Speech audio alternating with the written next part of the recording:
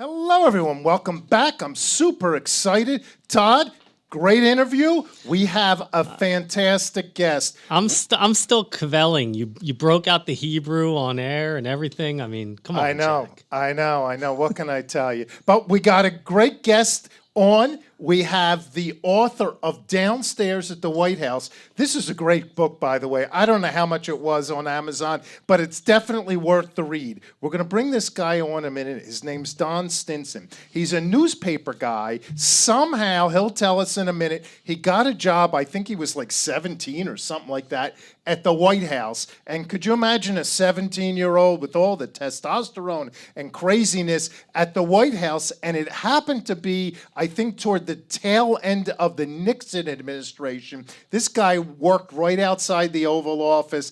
Sinatra was involved, Spiro Agnew, Pat Nixon, not Nancy Reagan. This guy knows everyone. So let's bring him on. A lot of funny stuff. Don, are you with us? I am. Hello. Hi, Don. I appreciate your time. I like the promotion behind you. That's good. I wonder why more of our guests don't think of that, by the way. I always think that. So I like you. I know you're a marketing and newspaper guy, and it shows it. Well, thank you. It's a real pleasure to be on your show. I've watched a number of the episodes, and they are funny and interesting. So thank you. Having me on. I'm very excited about this because I find the book humorous. I laughed. It was just funny. Maybe you give the audience sort of the background on how you found yourself working at the Oval Office during the Nixon administration, during not only the Nixon administration, during Watergate. Right. I mean, no joke. This man is literally a real Forrest Gump. I mean, that's what it is. I don't know, but he really is one of the few people who've had a front seat at history in the making, like no one else has had, or Amazing. Very few people have had. Well, it was fascinating. It was an accident. I went to, in my junior year of high school, there was a program that was available to enter college after your junior year of high school, and somehow I stumbled into that and ended up at American University, and then stumbled into a job because of somebody I met one day. I'd been looking for a job. I needed to, I had a lot of bills to pay back in those days, and I was looking for a job, and everybody in the world had turned me down. Finally, I meet one guy in the dorm one day who happened to have a job working in this funny place I'd never heard of called the Old Executive Office Building. And he said that he wasn't interested in the job any longer. It wasn't his major, and maybe I'd be interested. Well, I had no idea what it was. And the sad story is that it was a couple of days before I actually realized that I worked inside the White House complex. So is that what happens? You can't get a job, so you get a job at the White House? Is that kind of like... that is the Forrest Gump lifestyle. Yeah, that's like an analogy on the Times. There you are. So I first worked for an assistant to the president named Peter Flanagan, who was a wonderful man, who actually, interestingly enough, was a descendant of the Bush family of Anheuser-Busch. And he also was behind America's development of the space shuttle. He was a brilliant fellow, and he was an assistant to the president for international economic affairs. I had no idea what that was, but I did have a job as a messenger and a clerk. And for those who might be old enough to remember this, I really rose in the ranks, and I became what was known as a key operator. And that meant you knew how to fix the Xerox machine back in those days that were about the size of battleships. So as a messenger, what did you have to do? Like take stuff back and forth from the White House? I think I read that you had to deliver stuff to, I think it was the Senate Republicans every day or something like that. Yeah, actually, well, I had that job, and then I went on to work for Vice President Agnew, and then in the White House proper. But at that time, and I started there in February of 1973. Oddly enough, also I had a top secret security clearance before I was old enough to vote. there was a lady who would come and visit me every day during the Senate Watergate Committee meetings. It could have all been just a coincidence. But she would hand me a package that was just an envelope that did not say the White House on it. It was just a plain vanilla envelope, and I was to deliver it to Capitol Hill, usually to the office of a Republican member of the Senate Watergate Committee. And I did that sometimes several times a day. That had its dividends for a lot of different reasons, but also because I was a kid and because I did the same kind of things that people that age do when you don't have a fully formed frontal lobe yet. I did things like sneak on the senator's only elevator in the Capitol. That I got busted one day by Barry Goldwater and Hugh Scott. Goldwater, I'm sure everybody knows, he was Hugh Scott was, I think, the senator of Pennsylvania. And and Hugh Scott, who was the minority leader of the Senate, they busted me, but I got to know them as a result. So that was fun, and they were very kind to me over time. But in any event, I would take those things up there during the Watergate hearings. Then one day in somewhere late in the summer of 1973, I was walking down the hall in the old executive office building, which is a fantastic building. Most visitors to Washington don't know anything about it, but it used to be the old State, Navy, and War building. And as a matter of fact, right in one of the offices where one of my friends on this assistant to the president's staff worked was the same spot where the Japanese emissaries had come on December 7th, 1941, to tell the Secretary of State that they were hoping for peace at the same time they were dropping bombs on Pearl Harbor. It's a building that's steeped with incredible history. But one day I was walking down the hallway and I wasn't paying attention, which was something that I often found myself doing. And I bumped into a guy, literally, who had I don't know if you guys are old enough to remember, but percolators. And you carry the big coffee thing and fill it up with water and such. And he had that. I ran right into him and knocked him over on the floor, got him wet and everything else. He turned out to be one of Spiro Agnew's speechwriters. And we got to be friends. And eventually I ended up with a job then upstairs in the EOB, answering vice president's mail. And what I can tell you is that it is amazing what people will write to our national leaders, even to the vice president. We had a lady who she claimed that she and her family had been, as she said, cranially wired by the Martians. She sent a package to the vice president that included several tinfoil hats to be able to wear to shield ourselves from that. We had any number of different kinds of weird stuff. And of course, because I was the kid, I got most all of it. And but that, again, was another thing that led to something that was interesting that and I've talked about all of these things in the book.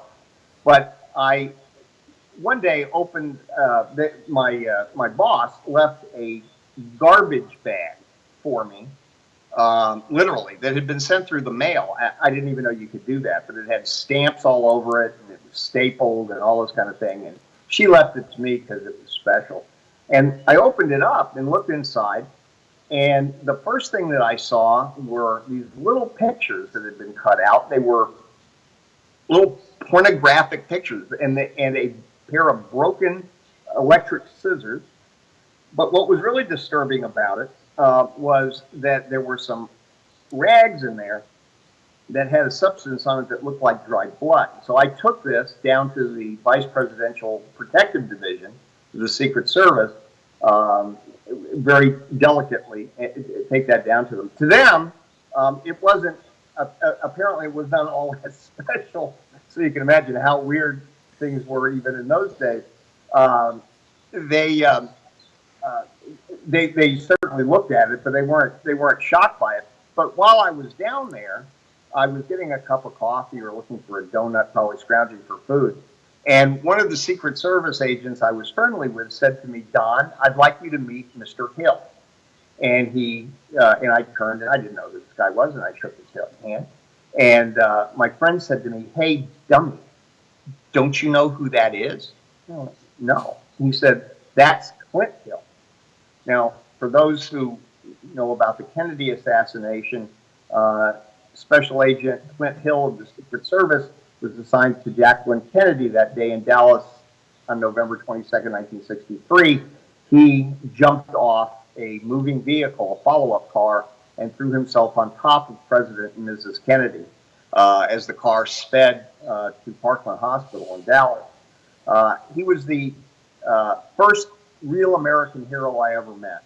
And he was, I don't think anybody I've ever met out-heroed Clint Hill on that day. But I went through a number of these kinds of circumstances where things just kind of happened. And in fact, to kind of close that story, I ended up in the West Wing the next week and delivered something. And as I was coming, I went to the elevator, and of all people to get on the elevator was John Connally, who had been the governor of Texas. He was the former Secretary of the Treasury at that time, but he had been the governor of Texas, and obviously he had been in the car in Dallas on that day. His wounds were the subject of the Warren Commission's magic bullet, or the magic bullet theory. But I met and had a nice conversation with him. But as these things were going on, I started to realize that I was not just meeting interesting people, but I was meeting people who were in the history books. And so I ended up knowing, because I got to know Connally better later on, two people who were in that car that day. Which was unbelievable. Unbelievable. How was, out of curiosity, Vice President Agnew? Was he a nice guy to you, or how did they treat you when you're a kid at the White House? They ignore you, or was he talking? Well, I'm sorry if I end up talking. I'm having some trouble hearing you, but so forgive me in advance if I get a question. That's all right. First of all. I was the one everybody knew but didn't know who he was. I was just this. I was completely out of sync. I was the only one walking around, I think, with acne, and but people were very nice. In fact, I was kind of like the pet rock around there. People were both fatherly, brotherly, motherly, and sisterly to me most of the time. Vice President Agnew was a very nice gentleman. He was certainly very nice to me. And, particularly at that age, you're particularly sensitive to those things, being around adults, and then not only being around adults, but the guy who was a heartbeat away from the presidency. But he very frequently used to ask me, how I was doing in college and those kinds of things. And I got to know one of his daughters rather well, who helped us answer mail towards the end of his administration. Any concern about getting to know the vice president's daughter real well? I don't know. My juvenile mind would think no, that's the right place to go. I knew her as a lovely friend. I understand. I get it. I get it. Have you ever met or heard of anyone else named Spiro since that time in the White House? Yeah, I actually did. There you go. And there was a restaurant in Annapolis, Maryland. It might still be there that was called Spiro. Wow. There's two Spiros out there. Pat Nixon. Yes. I think you have some stories about her. I think she yelled at you and then saved you at one point or something like that. Oh, yeah, she saved me. Well, first of all, Mrs. Nixon was she was a charming, lovely woman. And she's been painted in various ways by the media over the years as perhaps not that, but I can attest to the fact that she was just wonderful. What happened was one day, now I had, after I had lost my job with Vice President Agnew when he resigned and had gone over to Health, Education, and Welfare Department to work, where, by the way, I had to quit in order to get paid. That's a story that anybody who has experience with the government reading the book and I think relate to. Uh, but I ended up as a messenger in the East Wing. So I had the full run of the White House, at least on the main floor, which is the ground floor where tourists go. I could go up to the staterooms on occasion if I really wanted to, and really all the way from the East Wing to the West Wing, the Oval Office, and such. So one day I was walking east, back towards my little cubbyhole office I had in the basement, maybe sub-basement would be better to say, of the East Wing. And there was, as I passed through the residence, there was somebody standing with a scarf on back in the shadows near the family elevator. It goes directly to the family up floor. And so I said, or as I went by, this voice yelled out, "Hey, kiddo, how you doing?" And so I looked back and I said, "Hey, kiddo, how you doing?" Because I assumed that it was one of the maids. Well, it wasn't. And somebody caught up to me later on to explain to me that that was Mrs. Nixon. I said that to. And they were not happy. How dare you, they said, call the First Lady by anything other than Mrs. Nixon. And I said, it was a mistake. It was a mistake. Well, I thought I was going to get fired.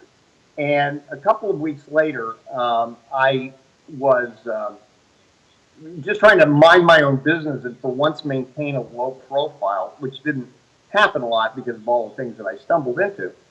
But the phone rang one day, and my boss handed it to me and said, "Someone wants to speak to you." And I took the phone, and it was Mrs. Nixon calling to tell me that not only was I not in trouble, but that I could call her kiddo anytime that I wanted. And we went on and had a lovely conversation about my parents and her life and other kinds of things. She was just she was lovely, charming. That's great. When you were there, I guess Watergate and the turmoil was at its maximum. Was it like a really tense environment? It sounds like Mrs. Nixon was sort of joking around and there was a lot of funny stories, but I'm picturing it from the outside as just as tense as you can get. Well, and you would be right. It was, you could have cut the tension with a knife. There were people who were not only, a lot of these folks had given their lives to Richard Nixon, their professional lives. And now to come down to the end as things grew worse and worse by the hour, there were a lot of tears. There were a lot of people who were, all of the different emotions that people go through in grief, the stages of emotion. And they were something that I certainly found, particularly at that age, something very interesting to watch. There were people who absolutely denied that any of it was going on. I remember one woman who used to always hold on to a cross as she walked around. She was very religious. And one day somebody asked me, since I had already been through a resignation as if now I was an authority, what happened when you when your boss resigned from high office? And I just said, well, I left my job, and the woman grabbed on to the cross. I think she went and got one that was 2 or 3 times bigger after that. I think she thought that I was the devil incarnate just being around there. That was bad luck. But it was nerve-wracking. I mean, not for me. I watched all of this. I watched as I would go to the West Wing. I'd watch the people who would go in and out of the Oval Office. I used to try to hang out whenever I could with Rosemary Woods, who was the president's secretary. I did not have anything to do with the 18.5-minute gap. But it was interesting to watch the tension, and it did indeed get worse every day as things progressed. After the time that the president had to turn over the tapes and the smoking gun tape. When did you decide that you were going to write a book about all of this? And I mean, was that marinating over the years, or is that something you always wanted to do or thought you would do? Well, I started on it a couple of years ago, but what I had done was I was actually bright enough, which was odd, to have kept some notes about some of the things that went on, about personalities, about certain events, what events looked like. And so I had that to be able to go back on. And then I had to go and do a lot of research to be able to check my memory on events. But it took quite a while to write. But it was nothing that I really planned to do, but I ended up with the time available to be able to do it. Right. I heard a rumor that you dumped something on Frank Sinatra. Fact or fiction? No, actually, I read it in the book. I read it in the book. It really wasn't a rumor. Yes, that's in the book. One of the things that the Nixons insisted on was that the White House staff be treated to as many nice things as possible. The Fords did too, afterward, the time that I was there. And one of the things that we would be allowed to do is to come over and listen to dress rehearsals. And one of these dress rehearsals was for a state dinner for the president of Italy, who also, I mentioned in the book, I got in a struggle with over getting into a men's room while he was there visiting. It was not one of my grander moments. But we were able to go over, and Frank Sinatra was the one who was doing the rehearsal. And I happened to end up, again, it's kind of a Forrest Gump moment, I end up close to the front. And when it's over with, and I have to say, if you have never heard a recording of Sinatra singing Old Man River, I would greatly recommend it. Sitting there, I don't know how, maybe I was 15 or 20 feet away from him at that. Literally, the floor in the East Room vibrated from his voice. I've never heard anything that ever like it again. And so when he was done, he asked for one of his guys and his entourage for a glass of water. And I was younger and faster in those days. And I ran over and I grabbed the water. And he was sitting on a bench at the piano. And I proceeded to pour him a glass of water and proceeded at the same time to pour it all over his sock. And he was actually very nice about it. I mean, I was very nervous. My dad, I have to say that my dad gave me a philosophy, which was to always remember that they can't eat you. In other words, you might make people unhappy and they might fire you. But in the end, you try things, do things, because they can't eat you. So that was kind of my motto, and that led me to sit there with Sinatra. Well, instead of getting mad at me, we ended up chatting while he was taking off the sock. And I told him how cool his daughter, Nancy Sinatra, was. Some of us folks would remember her big hit, These Boots Are Made for Walking. That's of course. Right. Exactly. And so we had this nice chat. And then he says to me, he goes, he ruffles my hair. And he goes, hey, kid, you know what? I like you. He goes, you come out and see me in Vegas sometime. Well, I believed him. So I went out and I looked up airfares, I called around and all that to find out that my chances of ever going to hang out with the Rat Pack were between 0 and none. So how were Frank Sinatra's Nice invitation. Were his feet manicured and well groomed? Because you're probably one of the few guys who saw his toes up close. I'm going to ever talk to him. I can't even discuss that. Fair enough. Contractually, right. I'm teasing you. You know what's interesting? You said that the Nixons and the Ford went out of their way to treat the White House staff, I think you used the word nicely, and expose them to as many good things as possible. I guess before you said that, I didn't even think of that. It seems that their reputation as being a little, or at least Nixon's, stodgy and not generous and things like that. But I may be wrong with that. I'm curious to see your take on the Nixons and the Fords as people. Well, I think you have a sense, and there's a lot more that I wrote in the book about Mrs. Nixon, and you get a sense for her sense of humor, and she had a very generous, very kind spirit. I'll tell you about an incident that I had with President Nixon that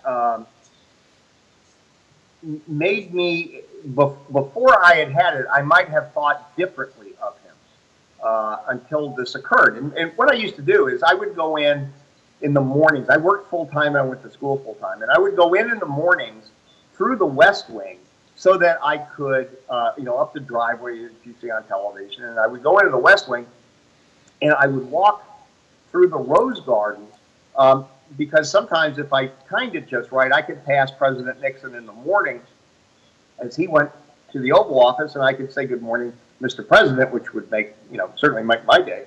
Make everyone's. And just as an aside on that, and you see a number of these things, I used to walk in every day with a briefcase that was filled with school papers and other things that no one ever checked. It was a different world back then. Oh Yeah, yeah, I'm sure. When you were describing the mail, I was thinking that right. way. Yeah, is no any- envelopes of anthrax Yeah. back then. Right? Yeah, that's right. That's right. Wow. Yeah, it was definitely a different world. But so this one morning, I didn't have a briefcase. I had a book, and the book was about Theodore Roosevelt, and it said something like that on the cover. And as the president approached, he said, "Hey, what are you reading?" And I said, "Well, Mr. President, this is a book about Theodore Roosevelt." And he started into a soliloquy. I would like to think that it was actually a conversation, but it was more, I think I was the only thing around that had a pulse, and he wanted to talk to somebody.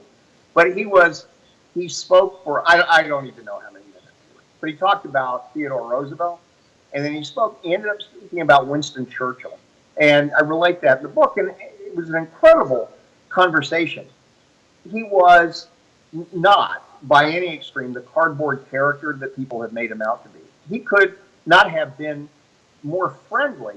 At the same time, I have to say, and I've been fortunate to meet a number of presidents over the years, that I have never felt in any human being the kind of electricity, the voltage that Richard Nixon gave off. And he was absolutely brilliant.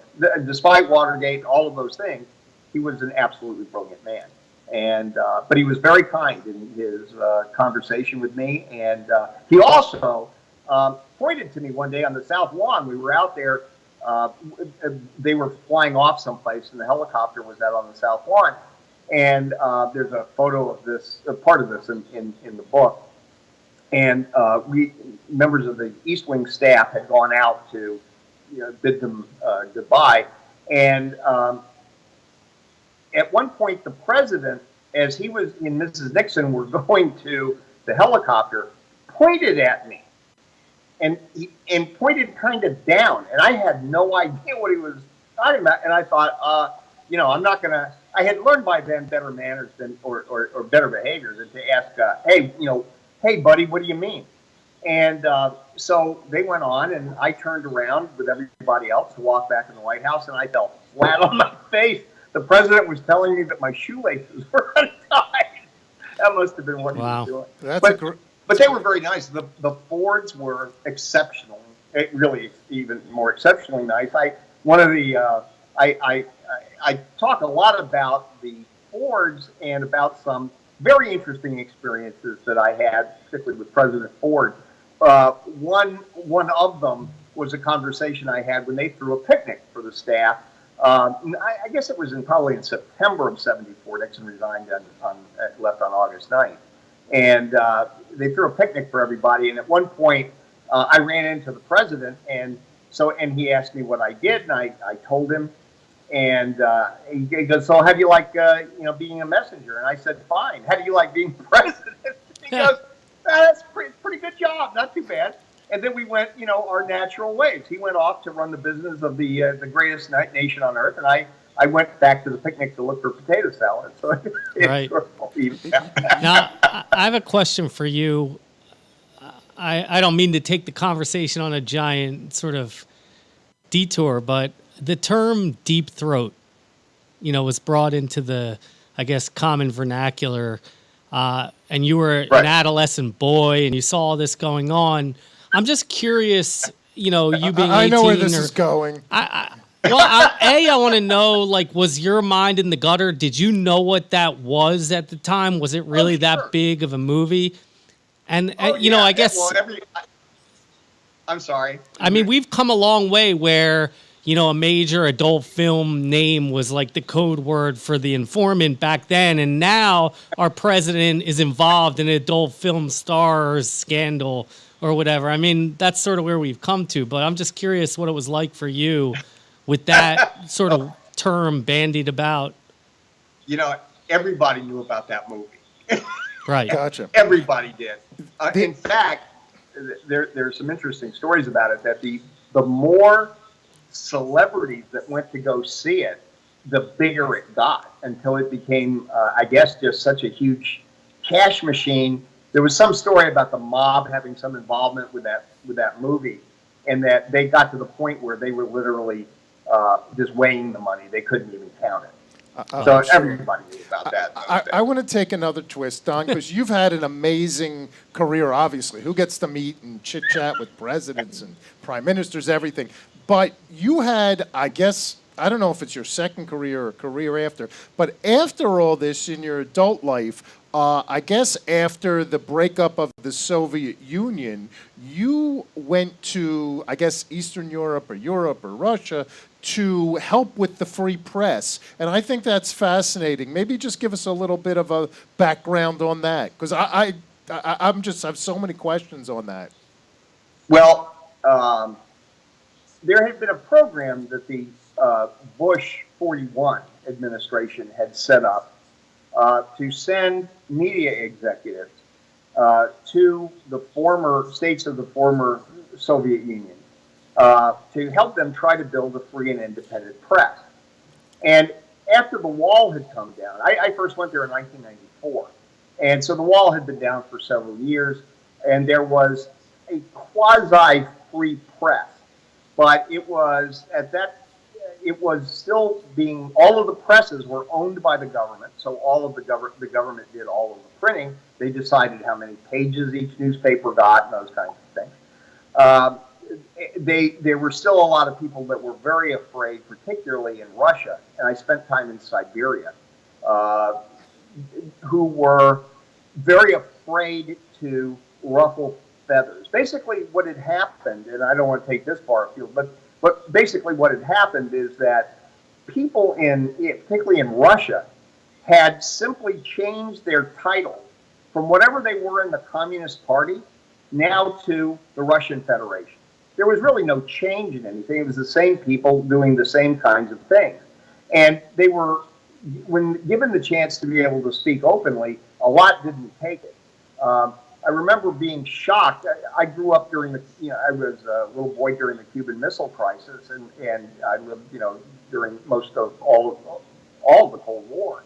I was shocked when a guide that we had, who took us to the Kremlin, made the comment. She was probably about 20, and made the comment that she thought Yeltsin was a fool. And you would have never heard that before. I had a friend,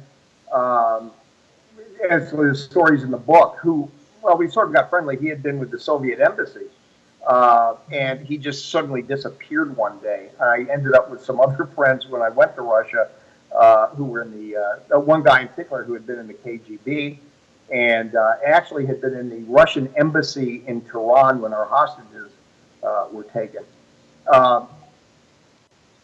It wasn't. Well, I have to say that it was difficult to build the kind of free press that we and Europeans are used to, in particular, because of the lack of an economy. How these people got through things, I have no idea. I only can give them an enormous amount of credit. Everything was squashed, including their will to live in a lot of cases. One of the interesting things that happened was that we would have conversations. You've heard about, newspapers that have been sold at kiosks or out of racks. Not any more today, but that was a huge element of newspaper distribution around the world. And we ended up in a meeting in which money was being discussed. I mean, not like we were going to buy anything, or it just had to do with what they were charging for the paper and that kind of thing. All of a sudden, a guy comes in the worst looking Italian knockoff suit you ever saw. dopey-looking guy comes and sits in the back and leans forward so you can see the butt of his revolver hanging out. The mob was all over the place. They were in front of every restaurant. They were in many of the conversations that we had. They just kind of show up, and everybody was scared of them for obvious reasons. But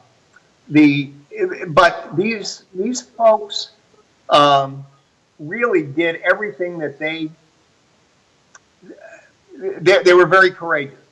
We bought a press for one lady who became a regional printer, and that lasted for a while until the Yeltsin regime came to an end, and then Putin clamped down on everything.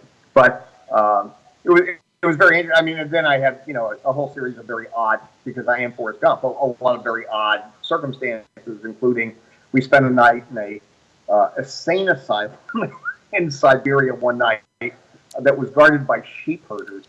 Wow. So I relate a lot of those Sounds stories like in a book fun that I'm night. actually working on now. Well, Don, I can't thank you enough. Everyone, here's the book again, Downstairs at the White House. I bought it on Amazon. You could buy it anywhere. It's a quick read. It's a great read. Don, thank you very, very much for taking your time. And you're a true front row seat of history. It's amazing the experiences you've had.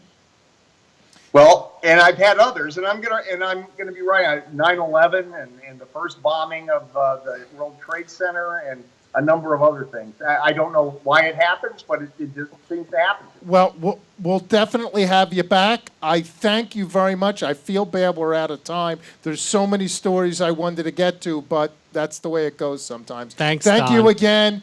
Everyone, thank you. We'll see you next week. Todd, I will see you next week, my friend. Yes, everyone, Jack. I want you to go out there, hug your family, hug your loved ones, and hug your friends. Give everyone Yeah. a big hug from us. Have a great Thank you, week. everyone. Take care. Bye. Bye.